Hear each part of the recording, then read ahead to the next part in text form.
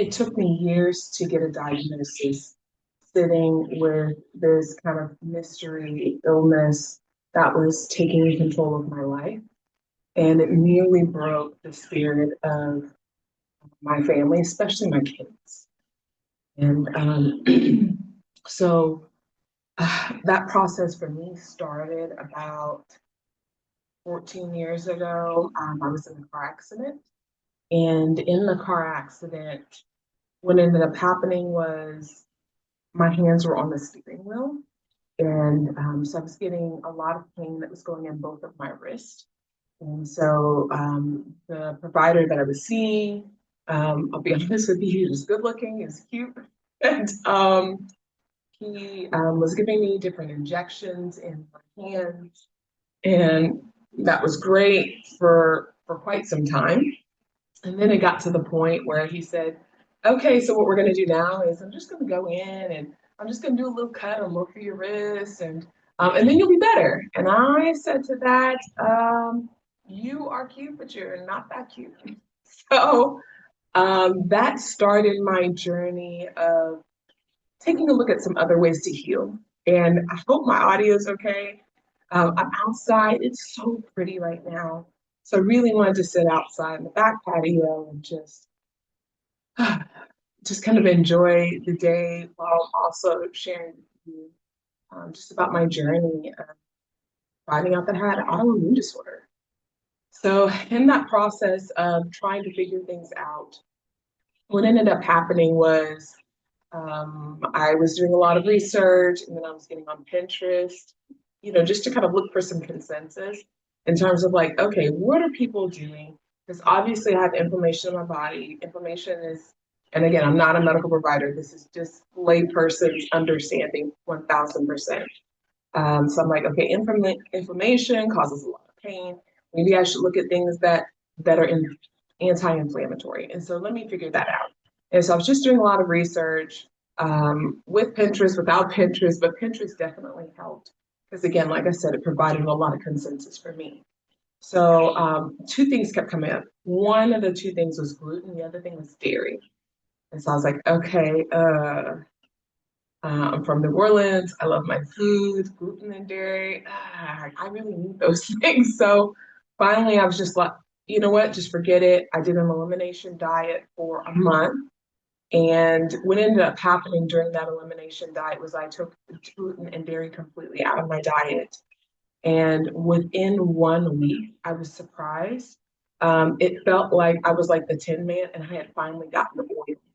And so what ended up happening was I always knew that I wasn't very flexible, even as a child. I was never very flexible. So this process probably started even way back in childhood when I couldn't do a lot of the stretches and things that other kids could do. And I was like, what's wrong with me? What's wrong with me? The other thing that was going on in childhood was I would have these just break out in these rashes. And so I was taking a lot of steroid creams, which steroids, everybody knows it's not good long term, but this is just kind of like the option we were left with. So again, about 14 years ago, um, I did elimination diet and was like, okay, my goodness, like all my joints, it feels like everything can move, everything can, I can stretch, I can move now. This is crazy. And I had worked and worked and worked and worked and worked years before that to try to stretch and to be good at it. And I just never was, no matter how hard I worked, no matter who I worked with, it didn't matter. So all of a sudden I could move. And so at the end of the elimination, at the end of that 1 month, what I ended up doing was I decided to go ahead on and start incorporating back in one of those things. So I incorporated dairy back in, and I noticed my stomach was kind of gassy, but I was like, it's worth it. Dairy's amazing. So I started incorporating back in, and then I waited like about a week or two. And then I started incorporating gluten back in, and I will never forget it. Literally, I had some cereal that morning, and I think I had like 2 slices of pizza for lunch, and I was in pain, and it was a Saturday. I'll never forget that Saturday. I was in pain from that Saturday till the following Wednesday. And I was like, you know what? This is quick aversion therapy for me. I'm not doing that anymore. I don't want gluten in my life and my body anymore. So I just became very strictly gluten free, down to soy sauce, everything, completely strictly gluten free.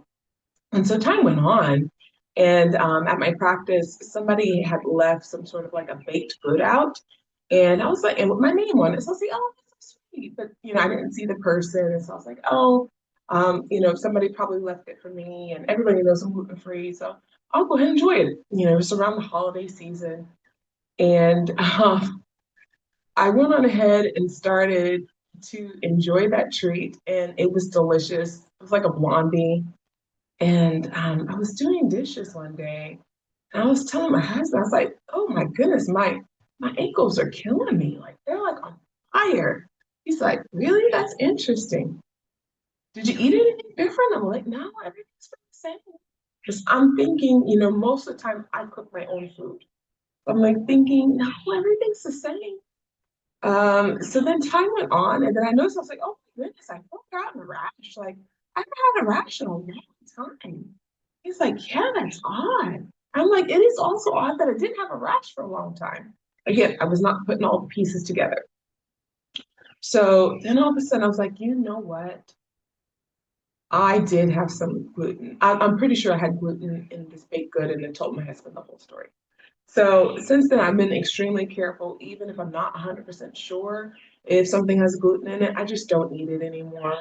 And so for a long time, I became that weird person or that bougie person that, well, I don't eat the gluten, and it just seemed like I'm thinking that I'm too good or that I'm better than everybody. And it really wasn't that. It really was this process of me knowing that this causes me more pain and this also causes my joints just to not be as lubricated as I would like them to be.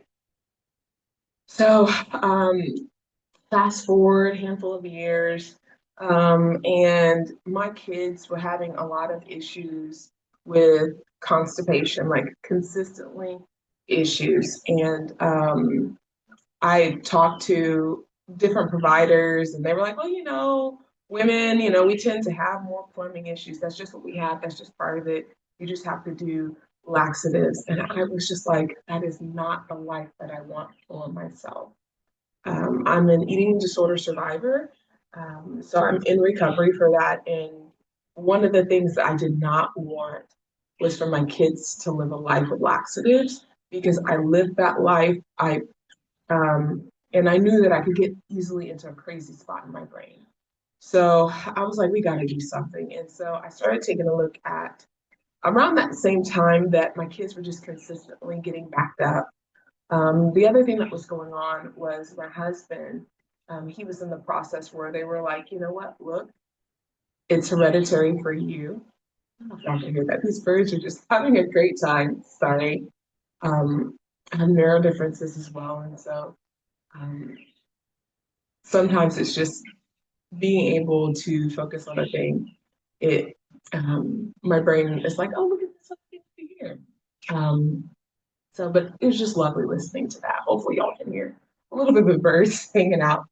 Um, but what ended up happening was my kids were consistently backed up, as I said before. My husband, um, on both sides of his family, there's just genetic tendency towards high blood pressure, and it just happens very early in his family. And so the doctor's like, we're going to put you on blood pressure medicine. And that's not something I wanted for my husband. This wasn't a life that I wanted for my kids. And I already had this sense that, okay, by doing something to change diet, that helped me avoid surgery. And again, no pain at all whatsoever in my hands since then. So I never ended the surgery. So, and as I say that, I'm not saying that to judge anybody else whose path needed surgery.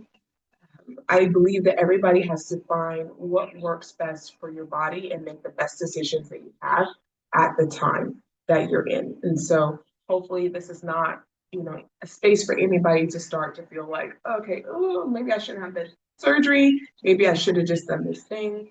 Look, we all are just trying to do the best that we can. I know I am.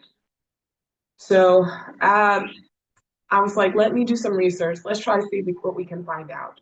So found out that a lot of issues in terms of plumbing issues is connected to dairy. Also saw that some of those issues were also connected to meat. So my family and I did um, 1 month of Whole Foods plant-based. And that sounds crazy to like start your kids and your husband and yourself, Whole Foods plant-based for a month. We did it. I probably will do another video about how we did that because that just sounds crazy for a Black family to all of a sudden just cut it all out. Um, but we did that. And what I noticed by the end of the month was my kids didn't have any more tummy issues, no more laxatives giving to my children. The other thing that we noticed was my husband and I both took blood work right beforehand because not only was his blood pressure high, the other thing that was high was his cholesterol. So by the end of it, my kids, no more tummy issues. Their digestive system was working perfectly. The other thing that we noticed 1 month later was my husband's cholesterol was normal, which is crazy to me, but it happened in 1 month, I kid you not. Um, the other thing that we noticed was my husband's blood pressure was also normal, and I think he dropped like 15 pounds. I think I dropped like 5 pounds, but he dropped like 15, 20 pounds. Um, so I was like, okay, this is something that we have to take a look at. We have to listen to the data that our body is giving us. The way that we were eating was not working for us, was not working for our bodies. So we have to find some sort of other way. So after 1 month, we started, I didn't do completely whole foods. I would incorporate certain things like store bought or bakery bought pizza dough so that my family could like they could have pizza. I wasn't having pizza at the time because I'm like, you know what? I'm fine. I don't even need the gluten free. I don't need anything because I was such a fresh bread junkie before going to gluten free that I was like, I'd rather not have anything than to have that. So um, long story short, we ended up having to start slowly integrating some things that were not completely whole foods, not completely organic, just to be able to be sustainable and something that we could actually keep long term. The other thing that we incorporated back in our diets was my husband really missed fish, and I'm from Louisiana, so like if I go home and I'm not popping a crawdad tail or what have you, then it's gonna be like, oh, you're gonna lose your Louisiana card. So I went on ahead and we started incorporating seafood back into our family. So as we started to do that, my husband's blood pressure stayed the same. It was consistently good. His cholesterol stayed the same. My kids didn't have the plumbing issues. And so I was like, oh my goodness, okay, we're good to go. So there's more along with that food journey, but I want to really kind of stick specifically with the symptoms that I was having. The other thing I noticed was my digestive symptoms were better. And it wasn't bad before, but I noticed that it got better. The next part of my journey in terms of finding out about autoimmune disorder, and again, this is just trial and error pieces of just taking a look at things that tend to cause inflammation in the body, seeing how my body reacted by being off of those things. So the next part of my journey, I ended up getting bronchitis right, I think this the winter right before COVID. And so that winter right before COVID, what ended up happening was um, I got bronchitis and my lungs just never fully recovered. I don't know if y'all can hear that. I'm not far from the Navy base, and so I can start to hear like a helicopter. But anyways, hopefully that's not disrupting the audio for y'all. Um, so what ended up happening, as I said before, is I noticed that my lungs. I went from going to do Zumba maybe two, 3 times a week, still going for walks and things, to all of a sudden I couldn't go from my car to my front door with groceries without having to sit on my sofa because I was just out of breath. So that was my life. And I was going to providers saying, hey, I can't breathe. Provider after provider was just saying, oh, well, you're anxious and you need some deep breathing and it's your anxiety. I'm like, no, I am anxious, but I'm anxious because I can't breathe. And then for me, as a therapist, part of the issue for that for me was um, okay, so now point coming up here. Maybe I won't do a video outside next time. I'm so sorry. Hopefully, again, this is not disrupting the audio. Um, but what ended up happening in that next place for me was all of a sudden I could not figure out how to convince providers I didn't know how to let them know, hey, no, my lungs are hurting. I'm having a hard time. It was getting so bad that I would get to maybe about 2 sessions in a day. And by that second session, I was just having so much hard time breathing. I was like having like this spasming cough and I was just struggling. So I was thinking about filing for disability. My husband's like, what are we gonna do? I'm like, I don't know. I'm going to providers. Everybody believes me. I would leave work and go to urgent cares over and over and over again. And one of the urgent cares, I'll never forget that. I was talking to a provider and I was like, well, what do I do? And the provider's like, I don't know. You've been here so many times. I don't know what to tell you. Just don't come back unless you have a fever over 102.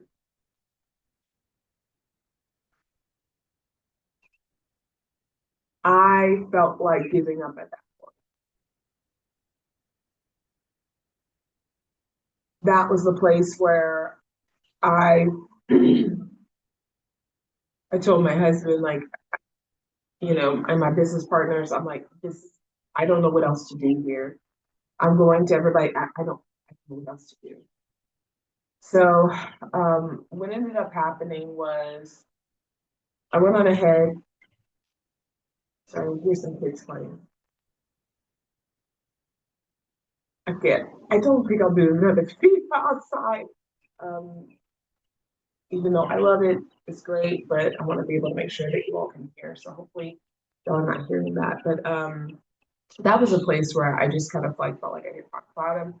I couldn't engage with my kids like I normally would be able to because I literally just could not breathe.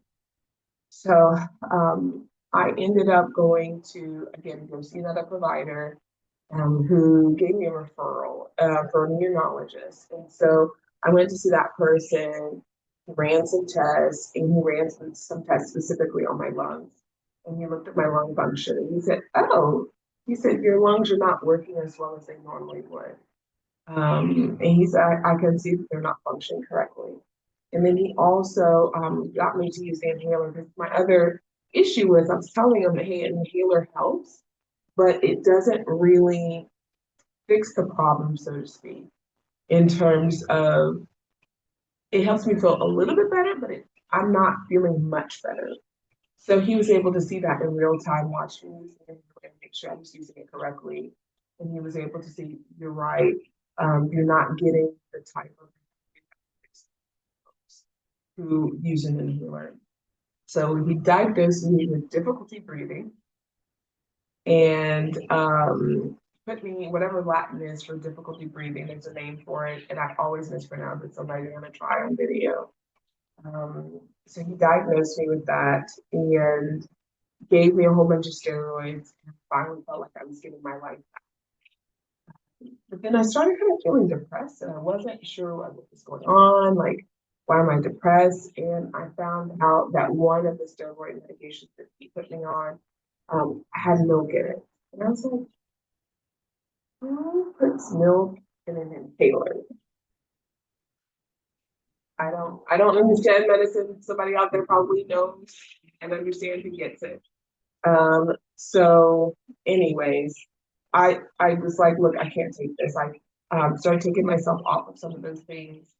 And I actually went to the process of getting on some supplements. I talked with an acupuncturist who put me on a wide range of some different supplements that were helpful to get my lungs to the place where I was functional enough. I still used the albuterol inhaler, but I was functional enough to be able to move through life. I was able to go back to Zumba. I was able to, engage with my kids again. Some time later on, what ended up happening was I saw an iridologist, And the iridologist that I saw, and for those of you who are not familiar with iridology, is supposed to be Chinese medicine and it's supposed to be thousands of years old. And so I was like, I have nothing to lose. Let me go see what I can find out. And I actually went on behalf of one of my kids. So, but I was just talking to the iridologist because I had a mask on and nobody else had a mask on at the time. And the iridologist was like, oh, I have a protocol that you can take that would be really good to clear your lungs back up. And it's not actually your lungs, it's your gut. I said, what? So I didn't really believe him to be completely honest with you. And got my daughter on some of the supplements that he recommended. She was much better. And so I was like, you know what? I'm going to go ahead and buy these things. I bought the supplements. He said, take them 3 months. I'm like, okay, I'm spending all this money on these supplements, which if you know me now I am an advocate, supplement, blah, blah, blah. Sorry. I'm an avid supplement user now. Quality supplements, not just the ones that you just pick up, at a drugstore or supermarket or something. So went on ahead, took the supplements for 3 months, started feeling better. So I went on ahead and kept doing it for one more month. By the end of that 4 months, I was back to normal, no more rescue and healing. And being able to do all my activities like I normally would. So being able to dance like I wanted to, walk upstairs like I wanted to.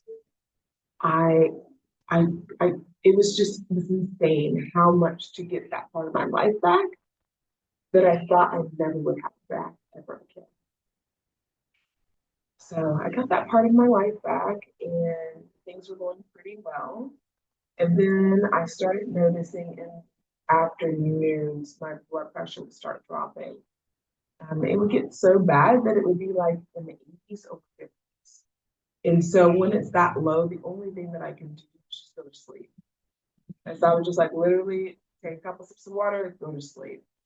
And in the morning, I would go to urgent care, like, hey, I don't know what's happening. My blood pressure's low. They're like, well, you should be happy. Your blood pressure's low. This is a good thing. Like, everybody has high blood pressure. You should be happy.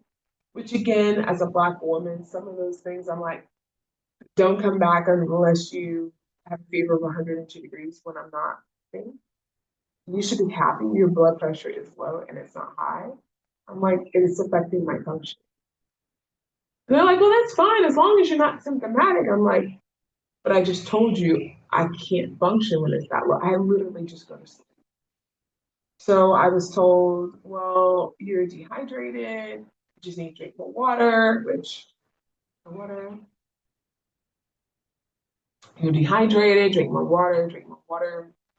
So I was consistently tracking my water, and I know that I was drinking 2.5 to 3 liters of water every single day.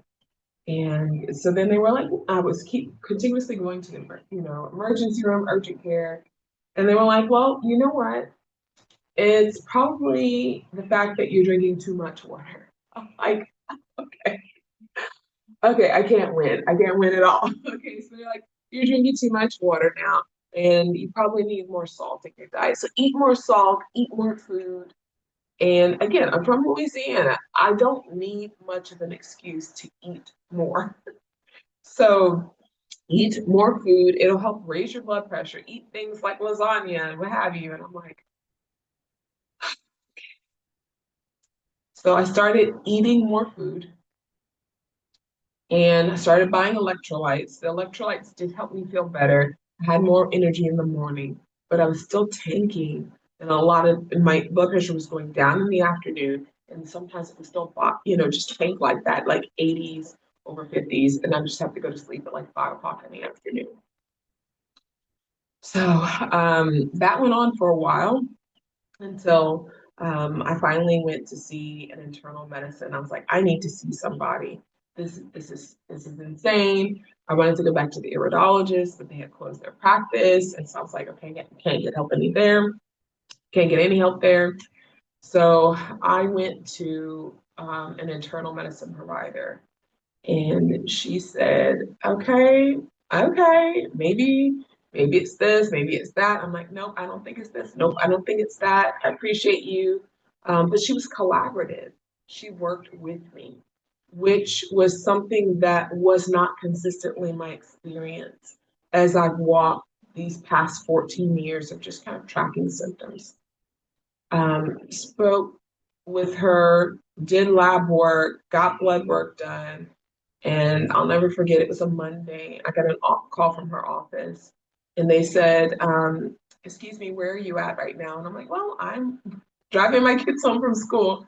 And they were like, okay, well, we need you to um, drop what drop what you're doing. We need you to go straight to the emergency room.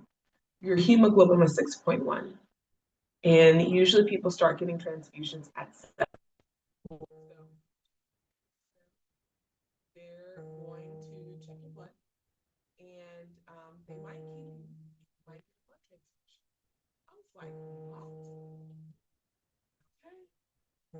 So dropped my kids off at home, told my husband. My kids, I did not, I wanted to let them know stop with me, but I did not want to tell them too much so they were scared. Because at this point, I'm like, what's going on? Like, what what's going on? This is weird. Okay.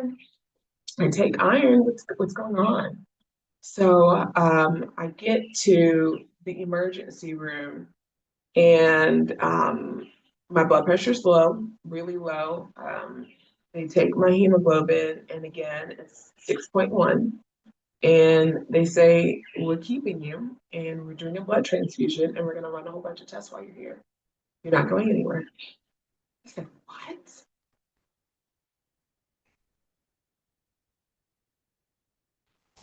So that became this place where all of a sudden I could not do for myself.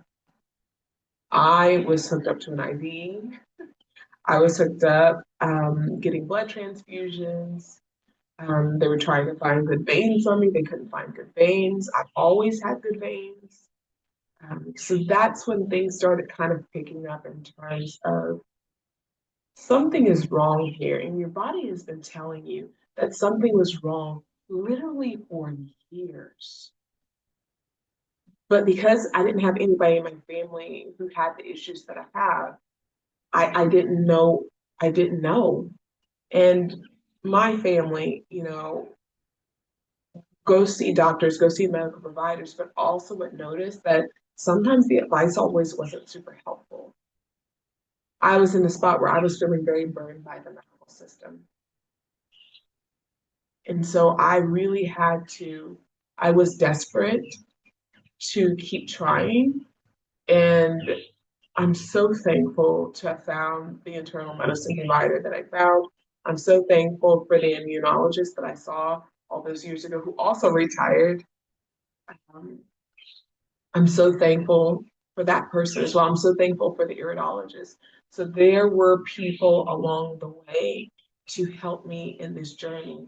But a lot of times, especially Black women, you get blown off as, well, you're strong, you're fine, you're good. If it's not high blood pressure and diabetes, then you're fine and you're good.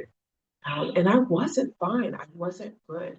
And so my kids and my husband all of a sudden started seeing very reliable mommy having more and more times where she just was not reliable. And over this course of these years, I started to be able to put some of the pieces of the puzzle together. And I have a whole medical team now that I feel good about. All of my providers I feel good about right now in terms of like who I see, when I see them, what's the plan, how can we adjust the plan if I'm not sure about something or something seems confusing. And they're willing to listen to me, they're willing to work with me. And so I said all that to say this, that if you are noticing something in your body is off and you're not getting the answers that you feel like you need initially, it is okay to get a second opinion. It is okay to keep knocking. It is okay to keep asking. It is okay to validate your own experience, even if the professionals that you're seeing are not validating your experience. Your pain matters, your experience matters, your body is not gaslighting you. your body is not gaslighting you. So I hope this message was helpful for somebody out there who's like, hey, I'm noticing this and that and the third in my body. I'm noticing this is going on with me, but everybody thinks I'm crazy, or I didn't go to this commitment, or I didn't do this thing. So people probably think I'm just making it up. I get it. I hear you. I've experienced it all. And it literally has taken this process about 14 years for me to go back in terms of symptoms and being like, oh, that was connected. This was connected. This was connected. This was connected to finally being at a place today where I have one diagnosis, but they're in the process. I have some other symptoms that are not accounted for by the initial diagnosis, that they're still doing tests, still trying to figure out, like, okay, what else is going on here in your body? So, my name is Virginia. I really hope this was helpful for you because I just threw myself kind of under the bus here. I'm a licensed mental health therapist, and my hope is that you take good care of yourself and hope to see you next time.